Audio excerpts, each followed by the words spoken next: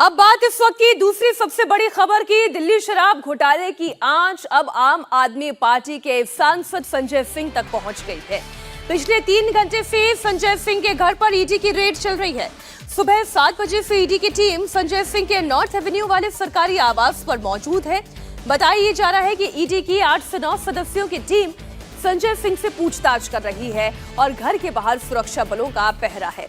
संजय सिंह के घर ये रेड 2 आरोपियों की सरकारी गवाह बनने के बाद पड़ी है। कोर्ट ने दोनों आरोपियों यानी कि राघव मंगूटा और दिनेश अरोड़ा को जमानत दे दी है।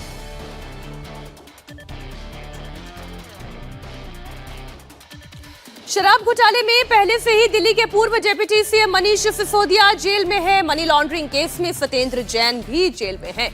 दोनों को अभी तक जमानत नहीं मिली है। सिसोदिया और सत्येंद्र जैन कुछ दिन के लिए जेल से बाहर जरूर आए, लेकिन उन्हें राहत नहीं मिली। मेडिकल कारण की वजह से जो राहत थी बस उतनी ही, इसी ग्राउंड पर उन्हें राहत दी गई। अब इस मामले में सवालों के घेरे में आने वाले संजय सिंह आम आदमी पार्टी के तीसरे सबसे बड़े नेता हैं। सवाल ये उठता है कि शराब घोटाले में संजय सिंह ईडी के रेडार पर कैसे आए, इस बारे में समझ लीजिए। इस मामले में कुल 13 से ज्यादा आरोपी हैं। इनमें से 2 आरोपी राघव मंगूटा और दिनेश अरोड़ा सरकारी गवाह बन चुके हैं। इसके बाद इन दोनों को जमानत भी मिल गई। माना यह जा रहा है कि दोनों ने ईडी को कुछ ऐसी अहम जानकारियां दी हैं, जिसके बाद ईडी की टीम संजय सिंह के घर पहुंची। राघव मंगूटा वाईएसआर कांग्रेस के सांसद मंगूटा श्रीनिवासलू रेड्डी के बेटे हैं। श्रीनिवासलू रेड्डी आंध्र प्रदेश के ओंगोले सीट से सांसद हैं। 10 फरवरी को उनकी गिरफ्तारी हुई। वहीं दिनेश अरोड़ा को दिल्ली के पूर्व डिप्टी सीएम मनीष सिसोदिया का बेहद करीबी माना जाता है और इनका बयान ही संजय सिंह के लिए मुसीबत बढ़ा सकता है। ईडी की चार्जशीट के मुताबिक दिनेश अरोड़ा ने बड़ा खुलासा किया था।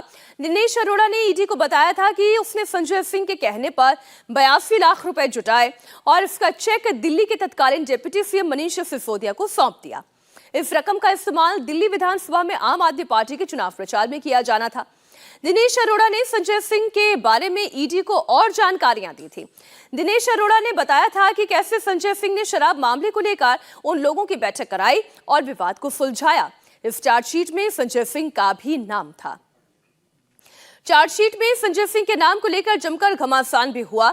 संजय सिंह ने आरोप लगाया था कि ईडी ने गलती से चार्जशीट में उनका नाम डाला था और इसके लिए वो माफी मांग चुके हैं। लेकिन ईडी ने बयान जारी कर संजय सिंह से माफी मांगने की बात से साफ इनकार कर दिया। इस चार्जशीट में 4 की जगह संजय सिंह का नाम था। 4 जगह पर संजय सिंह का नाम शामिल था। ईडी के मुताबिक एक जगह दूसरे की जगह संजय सिंह का नाम गलती से टाइप हो गया था, लेकिन संजय सिंह से माफी मांगने की बात गलत है। इसके बाद ईडी की टीम संजय सिंह के घर पहुंच गई। फिलहाल अभी भी वहां पर छानबीन जारी है। अभय पराशर हमारे साथ जुड़े हुए इस खबर पर। अभय, हमने पूरी कहानी तो बता दी है कि किसकी गवाही की वजह से आज संजय सिंह कटघरे में हैं, सवालों के घेरे में हैं और ईडी की छापेमारी से वो 2-4 हो रहे हैं। लेकिन इस वक्त ईडी उनके घर से तलाश क्या कर रही है और क्या ये छापेमारी केवल उनके घर पर होगी या उनके दफ्तर पर होगी या उनके करीबियों पर भी होगी? देखिए, बिल्कुल मीनाक्षी, संजय सिंह के फिलहाल घर पर ईडी की टीम मौजूद है और हम आपको बता दें कि जो संजय सिंह का नॉर्थ एवेन्यू में सरकारी आवास है, वहां पर एक बिल्डिंग में उनका आवास है और एक बिल्डिंग में उनका दफ्तर है।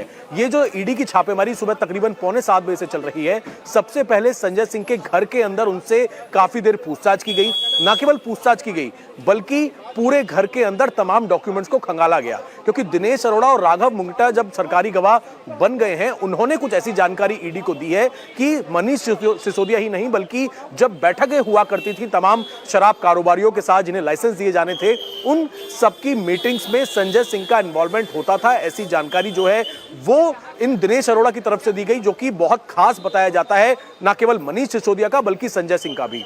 तो क्योंकि इससे पहले जब मनीष सिसोदिया के घर पर छापेमारी हुई थी तो ऐसे कई तरह के डॉक्यूमेंट्स मिले थे जो इस आबकारी नीति थी उससे जुड़े हुए थे। संजय सिंह के घर के अंदर और उनके दफ्तर में भी इसी तरह के डॉक्यूमेंट जो हैं वो खंगाले जा रहे हैं, क्योंकि जिन शराब कारोबारियों से बैठक हुई थी बाकायदा एक पेन ड्राइव के अंदर उन सबकी डिटेल्स थी, उन सबके नाम थे। तो संजय सिंह के न केवल घर के अंदर ये छापेमारी हो रही है, बल्कि बगल में ही उनका दफ्तर है, वहां पर भी तमाम कागजात जो है वो खंगाले जा रहे हैं और ये छापेमारी लंबी चलने वाली है। उसके बाद मोबाइल डेटा जो है और जो तमाम घर के अंदर उनका लैपटॉप है या तमाम जो इलेक्ट्रॉनिक डिवाइसेस हैं उनके डेटा को लिया जाएगा ईडी द्वारा, और आगे जब दोबारा जरूरत पड़ेगी तो संजय सिंह को दोबारा से दफ्तर में बुला के उनसे पूछा। संजय सिंह के घर ईडी कार्रवाई को लेकर दिल्ली बीजेपी अध्यक्ष वीरेंद्र सचदेवा ने आम आदमी पार्टी पर जोरदार अटैक किया।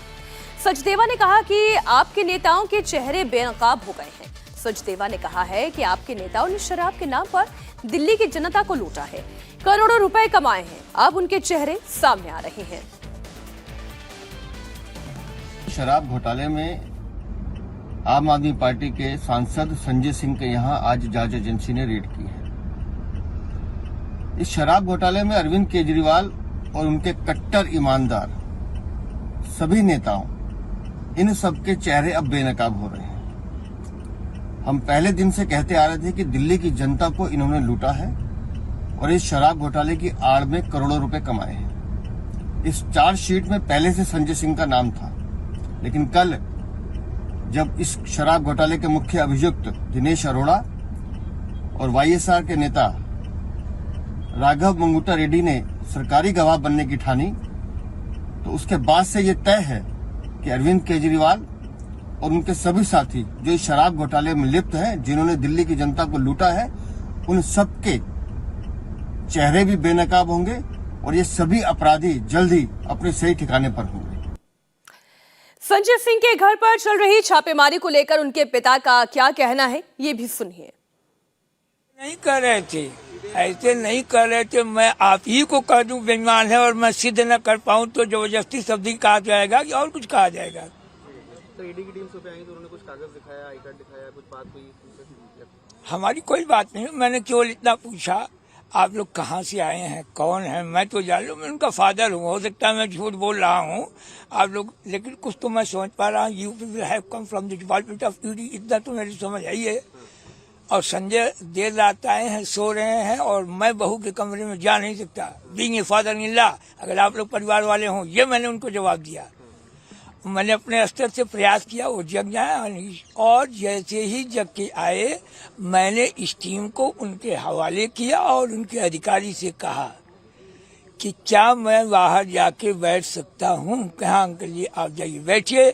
अभी मैं थोड़ा मिल के कहा था कि कृपया आप अपनी इंक्वायरी देर रात आज जरूर कर डालिए और बार बार की ये छापेमारी जरा कम अच्छी लगती है। क्राइम की खबरों से अपडेटेड रहने के लिए India TV crime alert channel YouTube पर सब्सक्राइब करें, बेल आइकन दबाना न भूलें। सावधान रहें, सुरक्षित रहें, देखते रहें इंडिया टीवी क्राइम अलर्ट।